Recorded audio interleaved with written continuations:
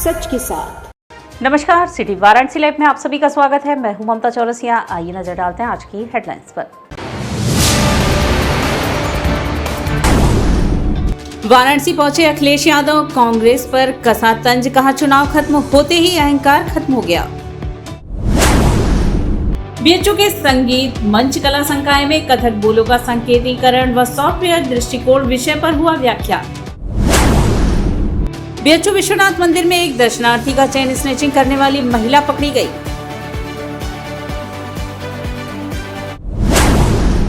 और राजस्थान, मध्य प्रदेश व छत्तीसगढ़ राज्य में भाजपा की प्रचंड जीत पर नमामि गंगे ने उतारी मां गंगा की आरती।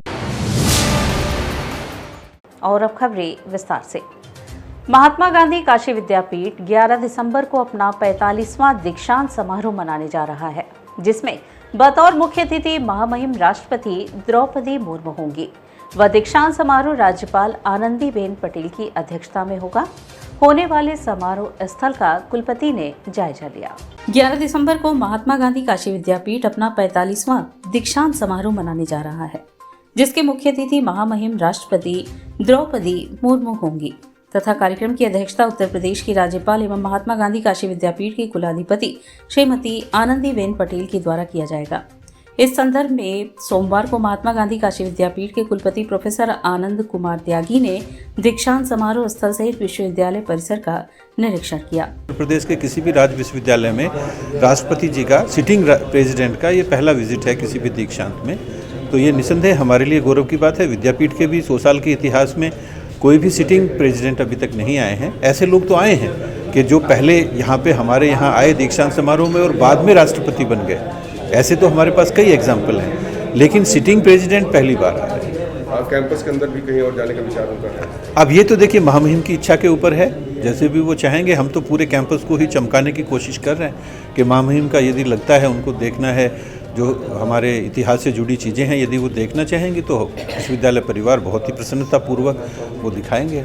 भाजपा की प्रचंड जीत पर नमामि गंगे ने मां गंगा की आरती उतारी। 3 राज्यों के विधानसभा चुनाव में भारतीय जनता पार्टी की प्रचंड जीत को लेकर नमामि गंगे ने सोमवार को दशाश्वमेध घाट पर मां गंगा की आरती उतारी। प्रधानमंत्री नरेंद्र मोदी की तस्वीर लेकर मां गंगा से पीएम मोदी के लिए आशीर्वाद भी मांगा। नारी शक्ति का नेतृत्व कर रही मां गंगा की आरती उतारकर पीएम मोदी के आह्वान नारी शक्ति वंदन का अभिनंदन किया। सनातनी संस्कृति की आत्मा सदा नीरा मां गंगा की स्वच्छता के लिए सभी को संकल्पित किया। नमामि गंगे टीम ने गंगा किनारे फैली गंदगी को समेटकर कूड़ेदान तक पहुंचाया। स्वच्छता को संस्कार में शामिल करने की अपील की। लाउड स्पीकर से गंदगी है तो बीमारी है, सफाई है तो स्वास्थ्य है का संदेश दिया। नमामि गंगे काशी क्षेत्र के संयोजक राजेश शुक्ला ने कहा कि भाजपा के 3 राज्यों में प्रचंड जीत के लिए महिलाओं का योगदान सर्वोपरि है। प्रधानमंत्री नरेंद्र मोदी ने देश की महिलाओं को सशक्त बनाने की दिशा में नारी शक्ति वंदन अधिनियम के महत्व पर जोर दिया है। कहा कि गरीब महिला, किसान और युवा पीएम मोदी के नेतृत्व में समृद्धि की ओर अग्रसित हो। हमने मां गंगा से आशीर्वाद मांगा है। आयोजन में प्रमुख रूप से नमामि गंगे काशी क्षेत्र के संयोजक राजेश शुक्ला, महानगर सह संयोजक बीना गुप्ता, महानगर प्रभारी पुष्पलता वर्मा, पतंजलि योगापीठ हरिद्वार उत्तराखंड की महिला प्रभारी सीमा जौहर, हरीश जौहर, उमेश जौहर, कमल कुमार सहित बड़ी संख्या में नागरिक उपस्थित रहे।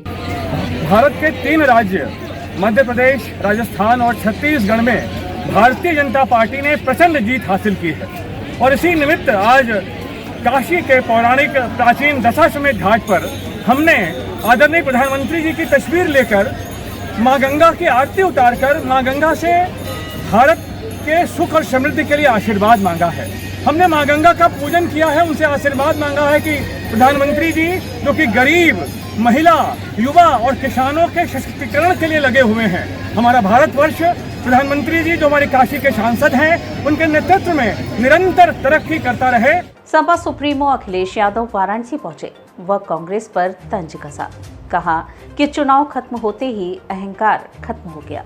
सपा सुप्रीमो और अखिलेश यादव ने सोमवार को वाराणसी दौरे पर कई बड़े मुद्दों पर बयान दिया। इस दौरान बिना नाम लिए उन्होंने मध्य प्रदेश चुनाव में कांग्रेस की हार से अहंकार खत्म होने की बात कही। वहीं उन्होंने यह भी कहा कि हमारी लड़ाई भाजपा से है और यह लड़ाई लंबी है, जिसे अनुशासित होकर हमें लड़ना है। वहीं इन्होंने इंडिया गठबंधन में उत्तर प्रदेश में अपनी भागीदारी और हिस्सेदारी भी गिनाई। साथ ही कई दिनों से वाराणसी सीट से लोकसभा चुनाव के लिए सपा के टिकट पर विधायक पल्लवी पटेल का नाम चलने पर विराम भी लगा दिया। नेशनल इक्वल पार्टी के कार्यालय का उद्घाटन हुआ। सपा के राष्ट्रीय अध्यक्ष अपने घटक दल नेशनल इक्वल पार्टी के केंद्रीय कार्यालय के उद्घाटन के लिए वाराणसी पहुंचे थे। इस दौरान उन्होंने कहा कि नेशनल इक्वल पार्टी के राष्ट्रीय अध्यक्ष का धन्यवाद करता हूं और आभार व्यक्त करता हूं जिन परिस्थितियों में आज देश की राजनीति जा रही है, उन ताकतों का मुकाबला करने के लिए बाबा साहब भीमराव अंबेडकर ने जो हमें संविधान दिया और हमें हक दिया, उसके अलावा नेताजी ने हमें जो रास्ता दिखाया, उस रास्ते पर चल करके नेताजी के सपने और डॉक्टर राम मनोहर लोहिया के सपने को पूरा करने के लिए काम करना होगा। इस पार्टी का जैसा नाम है कि नेशनल इक्वल पार्टी, जो सबके बीच का भेदभाव खत्म करके बात करे तो सही विकास वही है। सबका साथ सबका विकास तभी संभव है, इसके लिए समाजवादी पार्टी प्रयासरत है। 4 राज्यों के चुनाव परिणाम के सवाल पर अखिलेश यादव ने कहा कि मैं जो कुछ भी कहूंगा उस पर आने वाले आपके सवालों को भी मैं जानता हूं। अभी कुछ दिन पहले वर्ल्ड कप इंडिया हार गई थी। आप दूसरा सवाल ये पूछते कि इंडिया का क्या होगा। हम लोग निराश नहीं हैं और राजनीति और लोकतंत्र में इस तरह के परिणाम आते हैं। मान लीजिए जिस लोकसभा क्षेत्र में हम बैठे हैं, यहाँ 5 लाख वोटों से भाजपा जीतती है। इसका मतलब यह नहीं है कि सबका साथ सबका विकास और सम्मान हो रहा है। अभी भी बहुत सारे लोग ऐसे हैं जो निराश हैं, जिन्हें उम्मीद थी उनकी उम्मीद तोड़ी गई है। राजनीति में ऐसे परिणाम आते हैं और कोई भी राजनीतिक पार्टी है उसे यह स्वीकार करना होगा, लेकिन लड़ाई लंबी है। इन परिणामों से हमें और जिन लोगों को भाजपा का मुकाबला करना है उन्हें बहुत तैयारी करनी होगी। बहुत अनुशासन में रह कर के उन चीज़ों का मुकाबला करना होगा जिस रणनीति के तहत ये इतना बहुमत पा रहे हैं। आने वाले समय में परिणाम दूसरे होंगे। मध्य प्रदेश के चुनाव परिणाम पर अखिलेश यादव से जब सवाल पूछा गया और सपा कांग्रेस की नूरा कुश्ती के बारे में जवाब जानना चाहा तो उन्होंने कहा कि अब परिणाम आ गया है और उसी परिणाम ने अहंकार खत्म कर दिया है। आने वाले समय में फिर रास्ता निकलेगा और देश के लिए लोकतंत्र बचाए और संविधान बचाना महत्वपूर्ण है और उससे भी महत्वपूर्ण है समाजवादियों का उत्तर प्रदेश में संघर्ष। अखिलेश यादव ने इस दौरान इंडिया गठबंधन के उत्तर प्रदेश में भविष्य को लेकर बिना कुछ कहे ही बड़े संकेत भी दिए और कहा कि समाजवादियों को उत्तर प्रदेश में फैसले बड़े लेने हैं। तो जहां से बात शुरू हुई थी, जो दल जहां मजबूत है वहां अन्य दल उनका सहयोग करेंगे। ऐसे में उत्तर प्रदेश में आगामी लोकसभा चुनाव में इंडिया गठबंधन का भविष्य क्या होगा, यह आने वाला समय बताएगा, क्योंकि कांग्रेस भी सभी 80 सीटों पर तैयारी का दावा कर रही है। जो गठबंधन है वो तीसरा मोर्चा भी मान लो, चौथा मोर्चा भी मान लो, पहला मोर्चा भी मान लो। मैंने कहा लक्ष्य हमारा है बीजेपी का मुकाबला करना। और जो किसान की आय नहीं दोगुनी, बेरोजगार इतने बैठे हैं, महंगाई है, तो ये बड़े सवाल हैं। तो इन सवालों के साथ ही हम उठ बैठ करके रास्ता निकालेंगे। 2024 का सर कैसे लगता है? 2024 का और आय दोगुनी हो गई आपकी, बेरोजगारों को रोजगार मिल गया। अरे भाई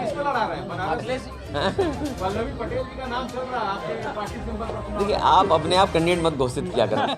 बीएचयू में कथक बोलो का सांकेतिकरण सॉफ्टवेयर दृष्टिकोण विषय पर व्याख्यान कार्यक्रम आयोजित हुआ। बनारस हिंदू विश्वविद्यालय वाराणसी के संगीत एवं मंचकला संकाय नृत्य विभाग में सोमवार को कथक बोलो का सांकेतिकरण सॉफ्टवेयर दृष्टिकोण शीर्षक पर व्याख्यान आयोजित किया गया।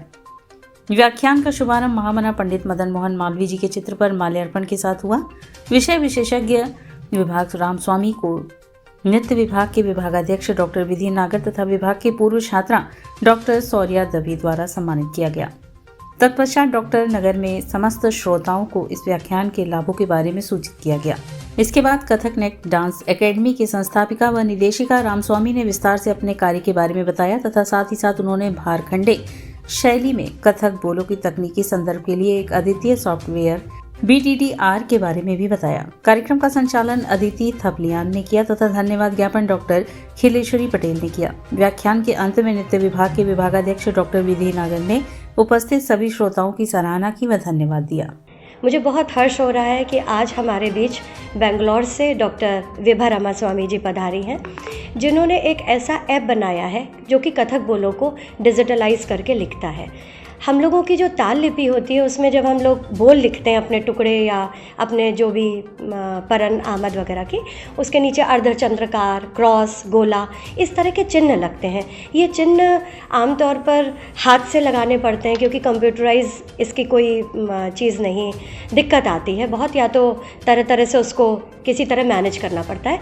लेकिन इन्होंने संस्कृति मंत्रालय की सीनियर फेलोशिप के तहत ये कार्य किया और इस तरह का ऐप बनाया है जो कि आज ये हम लोगों के स्टूडेंट्स को, विद्यार्थियों को फ्री दे रही हैं, जिससे वो और इन चीज़ों से इंस्पायर हों और आगे काम कर सकें। बीएचयू विश्वनाथ मंदिर में एक दर्शनार्थी का चेन स्नैचिंग करने वाली महिला पकड़ी गई। काशी हिंदू विश्वविद्यालय स्थित विश्वनाथ मंदिर के समीप महाराष्ट्र के पुणे से आए यात्रियों के साथ चेन स्नैचिंग की घटना घटित हुई, जिसमें जो आरोपित महिला ने चेन स्नैचिंग किया था वह विश्वविद्यालय सुरक्षा कर्मियों की तत्परता से तुरंत पकड़ी गई। यात्रियों से बात करने के दौरान मालूम हुआ कि यात्रियों ने बताया कि अंदर जूता स्टैंड में जूता उतार रहे थे कि इसी दौरान दो महिलाएं यात्री की चेन खींचकर भागने लगी।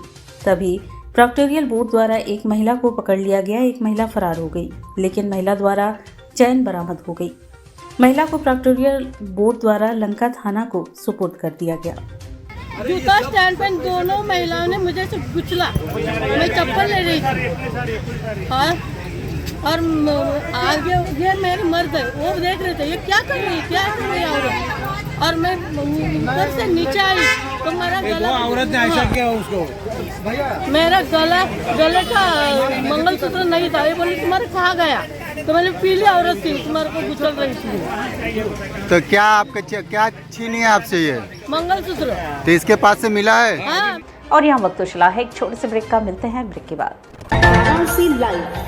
सच के साथ क्या कहते हैं आपके सितारे, कैसा जीवन होगा आपका, होगी हर मुश्किल आसान, है हर परेशानी का निदान। आप बने रहिए हमारे साथ और हम बताएंगे आपके भविष्य का हाल।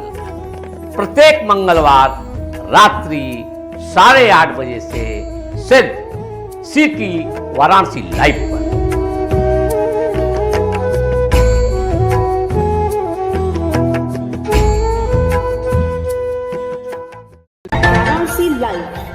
सच के साथ। और ब्रेक के बाद पुनः आपका स्वागत है। बड़ा गांव के पास रहने वाले प्रशांत आईएएस अधिकारी बनना चाहते थे, पर बन गए फिल्म एक्टर। कैसा रहा उनका यह सफर, आइए नजर डालते हैं उनके साथ बातचीत के कुछ अंश पर। काशी की धरती ने मुंबई फिल्म इंडस्ट्री को एक से एक नगीने दिए हैं। उन्हीं में से एक है प्रशांत सिंह। मूलतः बड़ा गांव के पास एक गांव के रहने वाले प्रशांत बनना तो आईएएस चाहते थे, लेकिन बन गए फिल्म एक्टर। संजय गुप्ता की फिल्म भ्रष्टाचार के सेट पर एक मुलाकात में उन्होंने बताया कि उनके पिता डॉक्टर थे, बेटे को भी डॉक्टर बनाना चाहते थे। उनका रुझान आईएएस की तरफ था। प्रीलिम्स पास भी किया, लेकिन किस्मत को कुछ और ही मंजूर था। मुंबई में डेयरी का पुश्तैनी कारोबार था, पास में ही फिल्म सिटी थी। एक दिन घूमते घूमते पहुंच गए, किसी की नज़र पड़ी, कुछ कहा सुनी हो गई, लेकिन गुस्से में कहे उनके शब्द किसी डायरेक्टर को पसंद आ गए। उस समय टीवी पर एक हॉरर धारावाहिक आहट आता था, उसमें एक छोटा सा रोल मिला। यह बात 1997 की है। फिर तो फिल्मी गाड़ी चल निकली। उसके बाद उन्हें काम मिलता गया, ज्यादातर उन्हें निगेटिव रोल मिले। पेश है उनसे बातचीत के कुछ अंश। भोजपुरी में 2003 में कन्यादान से शुरुआत हुई, बस उसके बाद भोजपुरी काफी बड़ी इंडस्ट्री हो गई है। जी जी, इसके जो है व्यूअर भी काफी हैं। मेरे ख्याल से 2-3 करोड़ लोग तो होंगे इसके व्यूअर, ज्यादा ही 22 करोड़ ना, ऑल ओवर वर्ल्ड। बहुत समृद्ध है, लेकिन वही है कि जिस तरह यूपी बिहार के लोगों को बाहर ट्रीट किया गया, उसी तरह हम अपने सिनेमा को ट्रीट कर रहे हैं। क्या खजाना है हमारे पास में। आज तेलुगु, तमिल इतनी बड़ी बड़ी फिल्में बना रहे हैं एक स्टेट का होकर। हम यहाँ 3-4 स्टेट कवर करके, और बोलना नहीं चाहिए बना क्या रहे।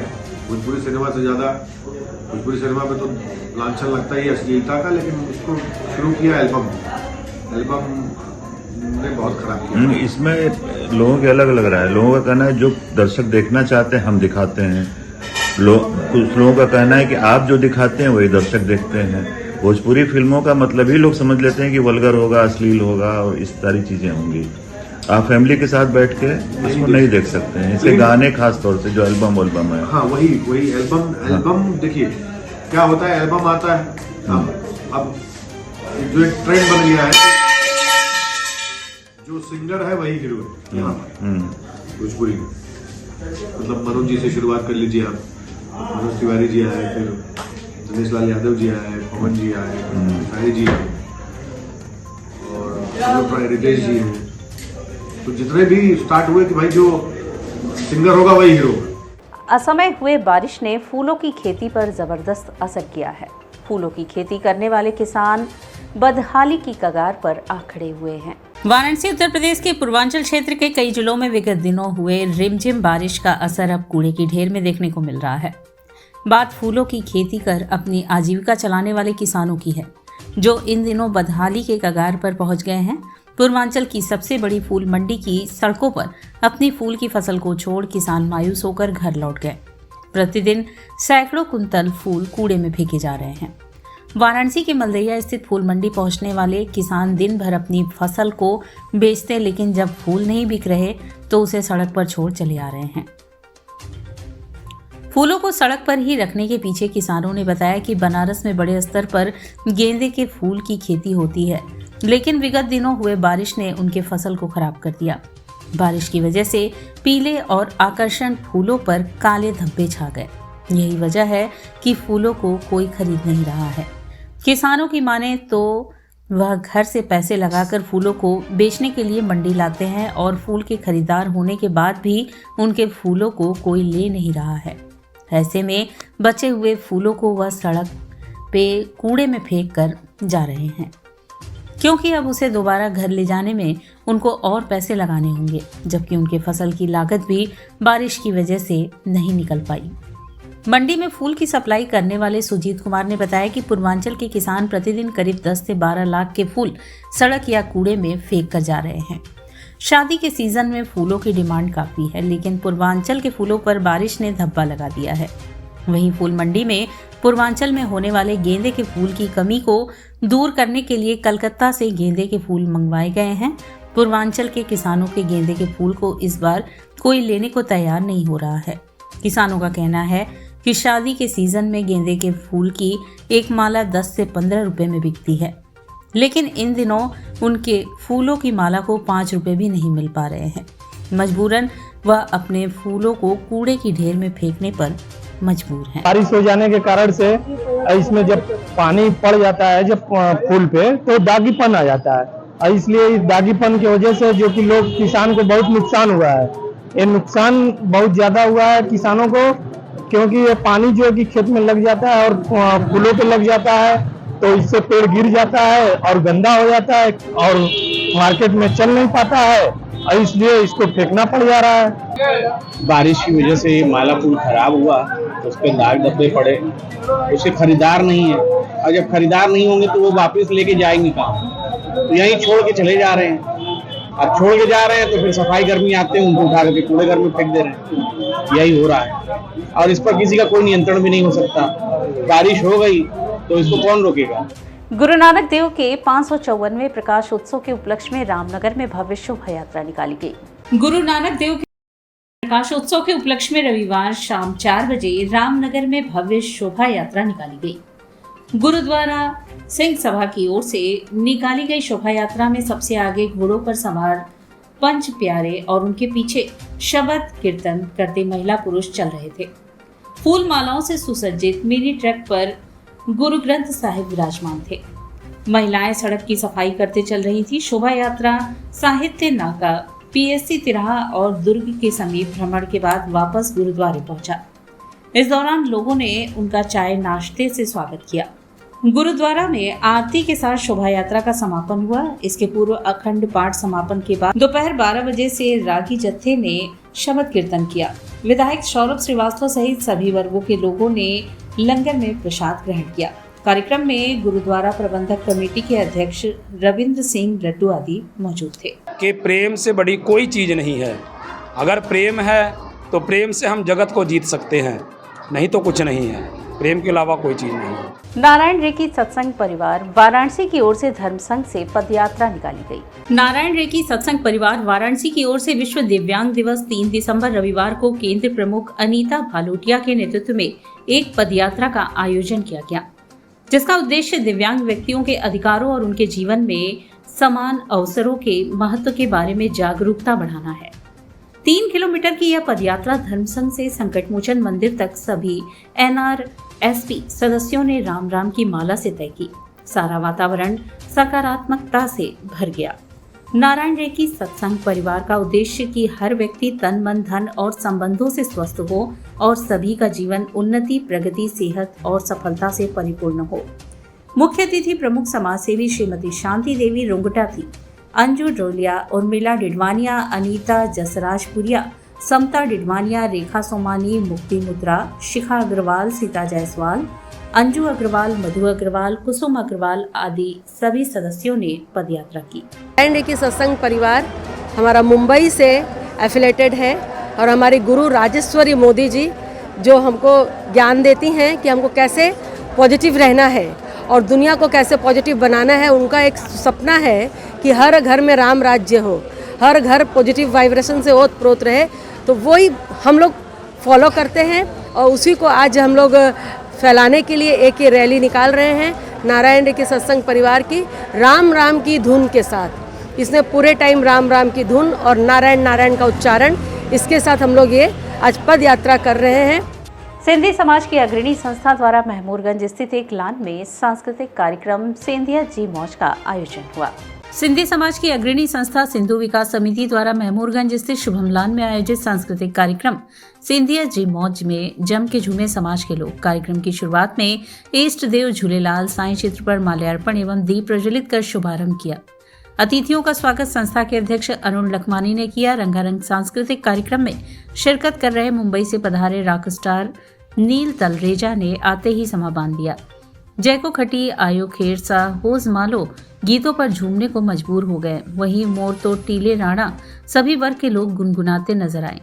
मुंबई से आई बैंड की टीम ने भी सबका मन मोह लिया। इस रंगारंग शाम का सफर संचालन नंद किशोर लखमानी ने किया।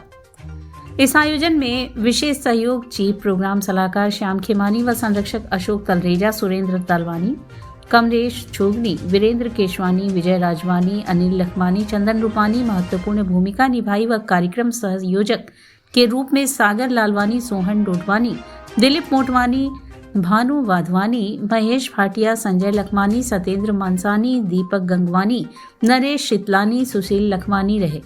सांस्कृतिक कार्यक्रम की जिम्मेदारी कमल अजवानी, नरेश बदानी, कमल मंगलानी ने निभाई। इस अवसर पर समाज के सैकड़ों की संख्या में महिला, पुरुष व बच्चों ने कार्यक्रम का लुत्फ उठाया। वहीं समाज के मुखिया व विशिष्ट जन भी उपस्थित रहे। वहीं अंत में धन्यवाद ज्ञापन गौतम वाधवानी, शिव कुमार होतवानी ने दिया। ये इस प्रोग्राम का उद्देश्य ये है कि हम अपने सिंधी कल्चर, सिंधी बोली जो आज छोटे बच्चों में छूटती जा रही है, उसकी बढ़ोतरी के लिए उनमें वो कल्चर, वो सिंधी भाषा के प्रति लगन रहे। तो इसका फ्यूजन एक जो है रॉक स्टार के रूप में आए हैं जो हमारी भाषा में ही पूरा प्रोग्राम परफॉर्मेंस कर रहे हैं, ताकि बच्चों का हम लोग की बोली के प्रति, हम लोग के संस्कारों के प्रति रुझान रहे और उनको समझ में आए कि हम लोग क्या चीज़ अपने बंटवारे के समय सिंध छोड़ आए थे, लेकिन यहाँ भी वो हमारे संस्कार और हमारी बोली, हमारी सभ्यता जिंदा है हमारे साथ। और इसी के साथ सिटी वाराणसी लाइव का यह प्रसारण ही समाप्त होता है। ममता चौरसिया को दे इजाजत। नमस्कार।